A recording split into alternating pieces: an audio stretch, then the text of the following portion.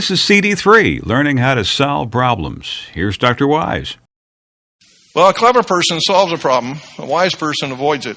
Which, by the way, the more you start problem solving, you will become what they call proactive, and you will see a problem coming. You won't have to, drive your life into the storm. You can see the storm coming, and you can steer around it. So Einstein was right. On page 7, we give you some other questions to ask that can help you define the problem. How do I define this problem? You try it, and this is all done in writing, by the way. This is another type of journaling. You think better in writing. Don't try to do this in your head. Write it down. How would I define the problem? Play with the wording a little bit. What is really the problem? What caused you to think this was a problem? Why do I think it's a problem? What kind of pain is it causing? What kind of, issue is it causing? What kind of broken relationships is it causing? What is the problem with the problem? Why do I think it's a problem? What is perplexing, baffling, confusing, complicated about this problem? What makes this issue a problem? How would you describe this problem or issue to your best friend? Sometimes, have you ever noticed you're very wise when talking to your best friend? I mean, your best friend comes to you with a problem. Oh, you are Solomon. I mean, you are great. You really are. Why don't you adopt yourself as your own best friend? Okay? It's like it's time for that most wise self of you that you give to others for you to give to yourself. That make sense? So give yourself that wise person inside, and you might be surprised at how much that can help. What about this problem takes away your peace? Why does this disturb your sense of peace and contentment? Is there a problem underneath the problem? Is this really just a fruit of a deeper problem? And if so, how would you define that? And what would be the opposite? Sometimes you see a definition is this is what the problem is, and this is not what the problem is. What would be the opposite of this problem? What would life be like without this problem? Now, all of this is done because, you see, I really think the better you define the problem, the better you can solve the problem. So you're going to take more time dwelling on it, thinking about it, analyzing it, dissecting it, and you're going to do that some more later. But the whole point here is really try to get your hands around what is the real issues in my life. Because then, by the way, you can also pray more intelligently to God at that point. You can say, Lord, here is a list of my problems. Help. And now, you're bringing God in on exactly what you are seeing as the issues in your life. And so that can make prayer even more dynamic. You are being very specific about the solutions you would like God to help you to find. Well, our emotions. When you think about the problem, what are the negative emotions that you would feel? I give you some words for emotions because, by the way, the more colorful, and this is on page 8, the more words you use, the more descriptive words you use, the better. You should use any words and the most powerful adjectives you can. When I am thinking that I have too much to do, I feel frustrated, fearful. I have this sense that I have no control over my life. I have the sense that I'm simply a piece of wood in the Mississippi being taken without any ability to steer my own life. I feel helpless. I feel hopeless. All those things.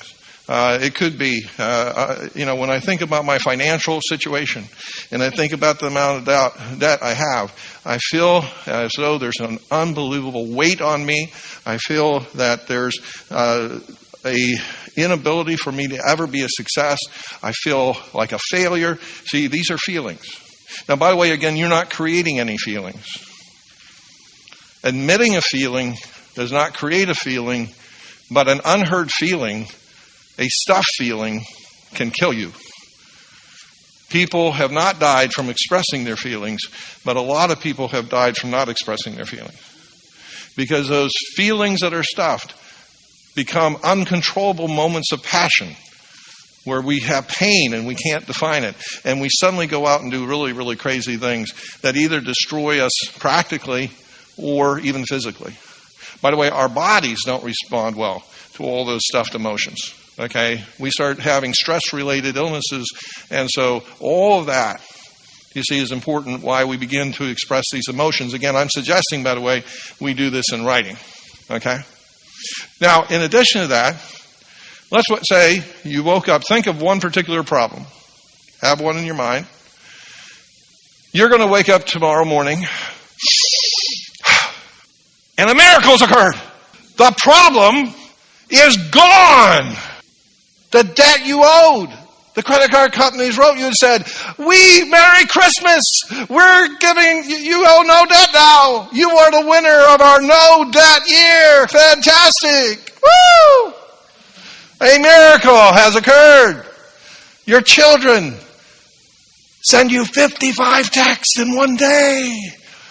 These are your grown children. You go to your phone and suddenly your texts they're just texting you, telling you all about their life every moment. Whoa! Your cat remembers where the kitty litter is. Whoa! So whatever that problem is, imagine a miracle occurs and it is solved. What do you feel? And you want to go back to this list of words. What would be all those feelings? The wise men, as they see the star, they rejoice greatly. By the way, we are not supposed to be without emotion. That is not godliness. We are supposed to be passionately filled with right emotions that fit the right situation at the right time. We are not to allow negative emotions to cause us to do negative things, but we are to allow positive passion to lead us into great purpose. So you see, we have to get these emotions rightly directed. God, by the way, is God emotional? Yes, he is. He's where the reason we have emotions, we're made in the image of God. So he's got love, and he has sadness, and he has all these different emotions that we might have as well. Thank you. Hopefully there's more names on the other side, because otherwise 4 people came. Okay. But I feel much better now. I see that's not a shame. Yes. The chemistry. The chemistry, which we'll look at, but there's a dynamic which we have to understand that normally a problem has a cycle, and that's why it repeats. For instance, an anger cycle. The chemistry of, I keep losing my temper. Well, what's the first part? Well, the first part is tension building. I feel the tension. I try to ignore the issue. I press it down. And I just, try to, divert myself, but I feel that tension. And then is the big explosion. And I lose it. I can't handle it anymore. And so I just spew forth bad verbal things, bad physical things. I throw my lunch bucket at my best friend because he's making fun of me. I did that at 7. So we're back. And those were back when the lunch boxes, no plastic. We were dealing about major metal, big thermos. This thing weighed a ton. I would have been arrested today for assault, I think, for the same action. But the thing is, and then, of course, the grief cycle. Oh, my goodness, I can't believe I did that. And trying, not to really address the issues, but trying to, not blow up the relationship. But also now thinking of myself as a really bad person and being down on that and everything else, and still thinking the other person doesn't love me because they're not changing, I'm not changing. And then back to tensions. You see, now we're back to the tension building. So you see, the problem has a chemistry to it. Lots of problems have chemistry to it. Okay? And a lot of times you have to understand the only way to beat the problem is to change the formula. If you don't understand the formula of the problem, we have people in addiction. People say, my problem is that I drink too much. Okay. Well, tell me what led up to you drinking too much.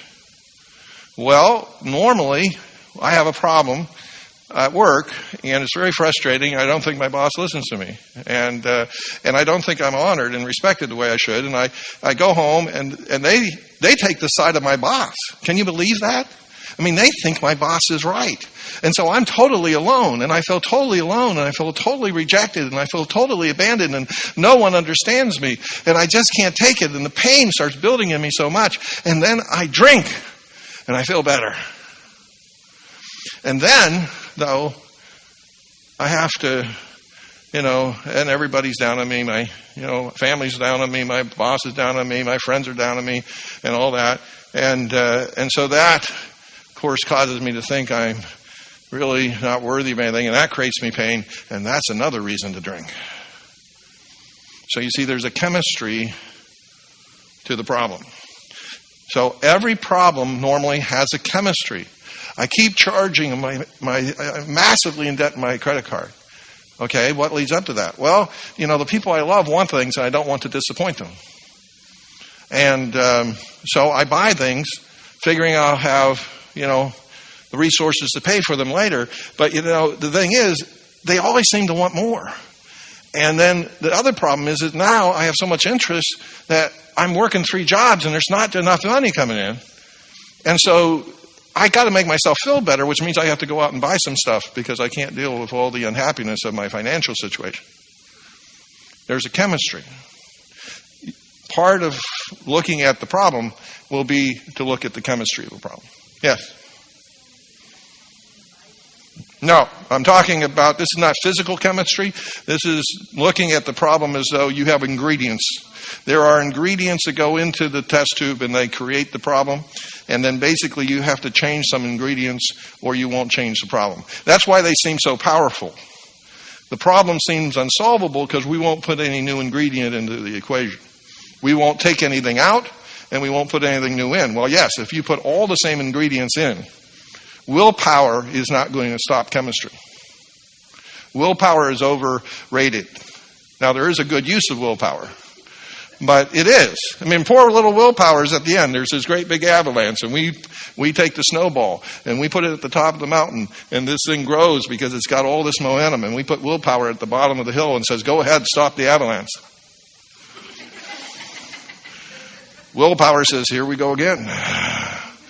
And then we beat up willpower. When willpower gets creamed, comes out of the snow, we start yelling and screaming at willpower, if only you were stronger. Willpower wasn't supposed to be at the bottom of the hill. Willpower is supposed to be at the top of the hill, deciding whether we put the snowball down in the first place. But you see, we keep beating ourselves up because we're asking willpower to be Superman. Every once in a great while, God does a miracle, and he blows the avalanche away. Willpower goes, wow, that worked.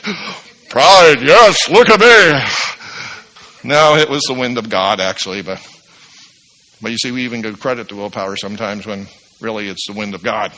But most of the time, willpower feels creamed. So what it is if we understand what led to the avalanche, and then what could we do to avoid the avalanche? That's what I mean by chemistry. We do analysis, and now we're over on page 9. We have to break it down, what we were just talking about. We have to break down the problem into its different parts, and then hopefully as we look at the problem in its various parts, we can begin to get a handle better on it. Some of the key questions. How is my past impacting the present problem? Understand, as long as your past has an influence on the decisions you make today, it's not past. And especially if that influence is not good, isn't a matter of you becoming wiser and therefore making better decisions, but basically it's influencing you to make poor decisions today. So you need to know, what impact is my past life having on me?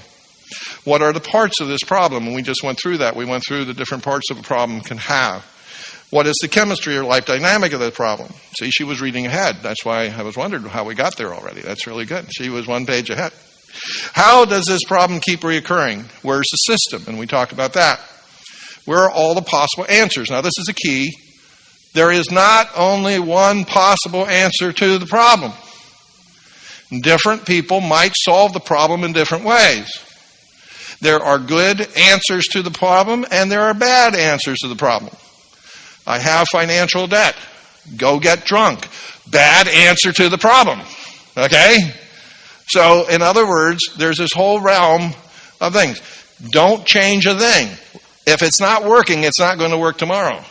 Okay? But that is one answer to the problem. So, figure out every possible answer to the problem and list the best answers. Now, don't do more than 6 best answers. So you're literally listing every possible answer. And it doesn't matter. You're not judging these answers. This is logically, what is every possible answer? You simply list them. And now, out of that whole list of possible answers, you say, well, what are the 6 I think that have the greater strength? Every possible answer is to be considered. Because, by the way, this way your brain knows you looked at everything, and your subconscious knows you looked at everything, and you'll have greater peace that, yeah, I looked at everything. Okay? Everything I knew anyway. By the way, this is also a time when you may want to talk to someone else. You may want to say, listen, I've got a problem. I would like your advice on how you would solve it. And by the way, especially if you think someone has some positive input, you don't have to do what they say. You're just looking for possible answers. It's okay. That just proves you don't think you have all the answers within yourself. Now, as you can see, we have a chart there. You simply would write down every possible answer, and you would list both its strengths and weaknesses. Every answer has a positive, and every answer has a negative. There's a price to be paid, even for a good answer. Yes? Is there a recommended time frame that you give yourself to come up with all the different answers? Right. We're talking here, depends on the depth of the problem. The thing is, if it's what you'll find here, if you make what I call, if you start having good decisions, which would be policies of life, one decision ends up making 100. Okay? In other words, if you make a policy of, I will not, the solution is I'm going to cut up all my credit cards. You have solved credit card debt and all the problems of that one time in your life, see? And so there's these type of things. So we could say there's these master solutions that cover, a wide range of things. But the seriousness of it, if you had to make a decision, you could run through this quickly in an hour. Okay, I've got to, somebody's pressing you for a decision, say, listen, I need 1 hour to think about this. If someone will not give you an hour to think about it, never answer in the affirmative. In other words, they're trying to push you. If any salesman says, I will not give you this deal if you walk out the door, walk out the door. Because they know something. Like once you walk out the door, you will recognize this is not such a great deal. So they're trying to corner you. Trust me, there's no law that says, suddenly the price went up 20% because they walked out the door. I mean, that is not true. So understand, you could do this process in a very relatively rapid way in about an hour. And that would be a moderate decision. If it's a life, say, I'm trying to decide, should I marry this person or not marry this person? That's kind of a big decision. If you took a day, carefully pondering this, that would be good. And do you know, in most cases, most married people did not take a day to think about it. Here was one of the most important decisions of our life, and we didn't go through any process of prayerfully, carefully thinking about it. We didn't pray and fast over it. We didn't, we made that decision from our gut. Well, maybe it was a good decision, but I'm just saying, was that a wise process on how to make a decision that could impact you for the rest of your life? Maybe you have maybe there's some situation with your children and you've been wrestling with it for a long time. We're going to see later the idea would, maybe we need, I'm suggesting speed kills. Our society is addicted to the idea that we can make fast decisions quickly because, you see, we're trying to imitate the computers. You see, we created the computers to be reflection of our brains, and they work so darn fast. And we envy them. We want to be like them. We want to be able to calculate. But you see, decisions that humans make are radically different than what computers do. And we're not supposed to be like computers. Computers are supposed to be a tool to us. They're not supposed to be models for us. And so for human beings, speed can kill. Because living life fast rarely means you live it well. So I am suggesting, I'm kind of like a voice in the wilderness, perhaps we need to slow down. Perhaps we need to get Sabbath back. Maybe we would be more sane, stable, and spiritual if we weren't trying to do everything. Maybe double tasking has limitations. Maybe we should be able to focus on one big issue at a time and try to live. Wouldn't it be better to live life well than simply to live life fast? Yeah. I realize what you said in the beginning Mhm. And the realization that I couldn't solve it on my own. Yes. That I wasn't alone in my problem, that I couldn't solve it alone. Right. I had to be in a community of recovery. Right.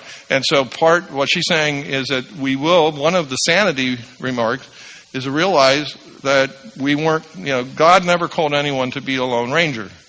He has put us in communities. He's put us in healing communities, communities of faith, families, all these different type of communities. And these communities are going to be imperfect because they have imperfect people in them. But God uses imperfect groups to help us, with finding the strength and finding the answers we need. And so one of the answers many times is, who do I need to be part of the solution to this problem? Okay, who should be some of the people I should call alongside to help me? So that's an excellent point. And that would be part of the analysis. The analysis would be, okay, I need to have accountability in my life. Who are the 3 or 4 people in my life that I will report to on this issue? And you'll say, listen, you have the right to ask me this question because I need some outside support to give me the strength to hold on to this decision that I think is a good decision. Okay, so that would be part of the analysis or part of the concept of how we would put solutions together. Okay? Now, one of the ways to do this, but I don't know how to look at my problems in more than one way. Well, go over to your solving problem kit, and you're going to see that we have 6 hats. We have a green hat, a red hat, a blue hat, a white hat, a yellow hat, a black hat. And we're going to suggest that you create a conference table inside your own head. You have a team inside your own head. And you, by the way, if you have some people in your life that kind of fit these categories, you can even have that be kind of your, I like to talk to my problem, because you might have some red hat people in your life, and you might have some black hat people in your life, and pretty much they're going to come from this perspective. So you can even use real people, or you can simply say, I'm going to take this direction in each case. So here, let's think about these hats, because what they do, they allow us to analyze the problem and look at it from different perspectives. Hello, I'm James Maxlow, CEO of MindTools.com, home to hundreds of free career-boosting tools and resources. And I'm Amy Carlson from MindTools. Think back to the last time you had to make a big decision. Chances are you approach that decision in the same way that you approach all of your decisions. For instance, if you're an analytical thinker, then you probably considered the decision logically. You stuck to the facts and you let them guide your thinking. If you're more emotional and intuitive, then you probably looked at the problem using your instinct and went with your gut feeling. We all look at problems and decisions in different ways. But when you're making a decision, especially one that's important or challenging, you need to consider that decision from several different perspectives. This gives you a better look at the problems that you're facing, and it helps you make sure that you don't make a mistake or miss something that's important. A useful way of looking at a problem or decision from several perspectives is Edward de Bono's 6 Thinking Hats. This tool is really easy to use either on your own or with a team. The idea of the tool is that you try on different hats, each of which represents a different style of thinking. And don't worry, unless you want to have some harmless fun with your team, these hats are all imaginary. Start by putting on the white hat. When you have the white hat on, you're going to focus on the data. Look closely at the facts and the information that you have available. Next, put on the red hat. When you have the red hat on, you're looking at the problem or decision using your intuition. What is your gut telling you to do? Next is the black hat. Here, you get to be as pessimistic as you want. Look at all of the negatives of this decision and think about everything that could possibly go wrong or not work. With the yellow hat on, you're going to turn the tables and look at everything that could go right. Make a list of all of the benefits of this decision and imagine things going smoothly. Then put on the green hat. The green hat represents creativity. Here you're going to let your imagination run wild. Brainstorm creative solutions to some of the problems you're stuck on and put your inner critic on hold here. Just let your creativity go where it will and see what happens. The last hat you're going to try on is the blue hat. This hat is for process control, and it's the hat you'll put on if you're using the 6 thinking hats technique with a group. For instance, your team might need to think creatively, so you direct them to put on their green hats to solve the problem. Or, if the team is focusing too intently on the negative aspects of the decision, you can tell them to put on their yellow hats to look at the problem in a more positive light. Edward de Bono's 6 thinking hats technique is a really useful and effective tool that helps you look at problems and decisions from several different perspectives. This technique works especially well with a group because it forces everyone to focus on the same perspective. If you've ever sat through a meeting where people refuse to move outside their habitual thinking styles, then you'll see the advantages of using this tool. You can find out more about the 6 thinking hats in the article that accompanies this video. And yeah, if you Google Mind Tools, you're going to find a wealth of good tools there, and most of them are free. You can pull off hundreds of different forms and things there. So it's a good resource to have. Now, for those of you saying I didn't get all that, here's a summary. The white hat. This is where you say the facts, only the facts. You're going to be very, very, very focused on just what is the real situation, and you're going to try to be as objective about exactly what is as you can be. Then, with your red hat on, you're going to do what we talked about earlier, but you're going to say, what's your gut reaction? If I was going to make this decision 100% on my emotions, what would my emotions tell me to do? What would be my emotional solution to this problem? Now, some of these will put you in jail, so don't necessarily, totally listen to that. But the reality is that you're going to, in fact, know, well, this is what my gut reaction would be. My yellow hat is, I'm going to look for the positive things. What would be the benefit of solving this situation? What's even the potential? By the way, behind every problem, there's a potential. There's a potential for growth. There's a potential for a new solution. There's a potential for greater effectiveness. In other words, there is, in fact, lemonade among all those lemons. And so the yellow hat is looking for the lemonade, and how do we make lemonade out of the difficult situation? Then the stern judge hat, the black hat, basically very cautious, very conservative, devil's advocate. Wait a minute, this is not going to work, and why? And so basically this is allowing yourself to hear every negative aspect, counting the cost, making sure that you're not in any way not listening. I was looking at Shark Tank last night. How many of you ever seen Shark Tank? It's a bunch of entrepreneurs. Yeah. There was a lady there, and she was in 80 stores, and she was selling this product. And in a year's time, she had only made $50,000. And they wanted to address that problem. She says, there's no problem. People love our product. They said, wait a minute, you're making $600 per store, a year. How's that not a problem? But she didn't have a black hat. She only had a yellow hat. And so they couldn't get her to look at a problem. Either, the marketing wasn't right, or, something wasn't right because her product wasn't moving. But she couldn't put on a black hat. She can only keep in the sunshine.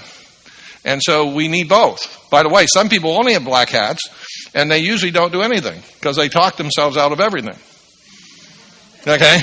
And so they can't see anything. So we need a mixture. See, we need all of these different perspectives. Then you have the green hat. And this would be basically looking at where this could go, what would be the potential for a better future. Now, the blue hat I define differently, and I see this as the sky or overview. This is God's point of view. How does my thinking reflect God's thinking? How does God look at all of this? And by the way, God has a full understanding of the white, the red, the yellow, the black, the green. He's got the global perspective. Okay? And so what we're trying to do is say, Lord, let me get your heavenly vision. Let me, take this from an eternal point of view, and how does my answers show up there? So I take the blue hat to be God's perspective. So that's how I define it. So there are your 6 hats. Everybody have those more or less down in some measure? Okay. We'll give everybody a moment to get caught up. Yes, question? Shark Tank is a place where people with inventions and businesses come before 6 very rich entrepreneur people, and they look for money to help their dreams come true. Yeah, I don't know. It's on TV. My son loves it, and so we watch it together. And it's some very interesting stories at times as far as people doing stuff. Yes. What is the Mind Tools website address? It's just mindtools.com or something like that. Yeah. So just if you Google it, you'll get it. Most likely mindtools.com. I just Google everything. I don't know where anything's at. So I don't know if I could find my own web page without Google. So anyway, those are the 6 hats. Now you see the purpose of this. Part of us getting stuck in finding answers is we can't look at the problem from different perspectives. And so this is inviting us to take a look from the different perspectives. Now, key questions is, in fact, what we talked about earlier, the past, the parts, the chemistry. Why does it keep occurring? Is there a system in the problem? What gives life to this problem? What are the possible answers to the problem? And you list the best answers. So again, that's what you're doing during the analysis stage. Then we're going to talk about force field. Now, dynamics is what I talked about earlier. We begin to understand that there is this process. We have the problem, we have pain, we have a certain belief about how to answer this pain. We react according to these beliefs. Then we have a false solution that is really creating the problem. And so us understanding those dynamics are critical in solving, because what we want to do is challenge the beliefs, which will change the reaction, and then give us a better solution than the one we are now having, which will lessen the problem in our life. And so that's how we look at the dynamics of the problem. Now, force field analysis you also have in your toolbox. Force field analysis, you have a form from Mind Tools there behind all the hat information. And what you do is you begin to say, what are the driving forces? What are the things that either are preventing change, or what is driving this problem and what is restraining it? And so, for instance, there was a young lady once who really was having a problem controlling her sexual acting out. And her parents brought her in, but she came in knowing there was a problem and admitting there was a problem. And so I had her fill out this, and I said, well, what are all the benefits that you gain by sexually acting out? See, part of the problem of Christians, you have to understand, you would not be doing any sin that you didn't think gave you benefits. Well, and you say, I don't think that. Well, you feel it. We don't sin to sin, we sin to win. That's why we sin. Now, that's all crazy, because sin can't actually lead to winning. It only can lead to losing. But temporarily, it can create pleasure. And temporarily, it can seem like an easy solution. But you see, until we can break it down. And so she started to list down. 1, I feel loved. Okay. 2, I feel admired. Cool. 3, I'm more popular. 4, she went right down. I said, great. Now what? Now, do you always act out sexually? No, there's many times I say no. Well, when you say no, what are the reasons you say no? Well, I love my parents. I know it's going to hurt them. I'm kind of afraid this might put me in hell eventually, so I'm not quite sure how God's feeling about it. She was just very honest. So she started to write down this stuff. And what it is that you see at one point when we get to the solution, to overcome a problem, you have to understand that, because what you're going to have to do is weaken those forces that are basically saying, yes, do this, and strengthen the restraining forces. So in other words, we've got those things that are restricting a problem, making a problem not always occur. I don't always consistently do this in a constant way. What are the things that let me win sometimes? And then how can I weaken the thing? So we began to talk about the nature of love. And so she said, well, wait a minute. I said, this isn't love. This is just people using you. Do you like to be used? No. Well, instead of saying these people love you, say these people are using me. Use different adjectives when you talk about it. And by the way, your subconscious is not going to feel very good about being used. So go ahead and just say these young men are using me and for their own pleasure, and they don't care about me at all. Say that to yourself. And so that will take away this idea that they love me. talk about the fact my parents do love me. And the only reason they're concerned is because they love me. Because if they didn't, well, then they would say, hey, have as much sex as you want. And if you can get some people to pay, you can help, pay the light bill this month, okay? There's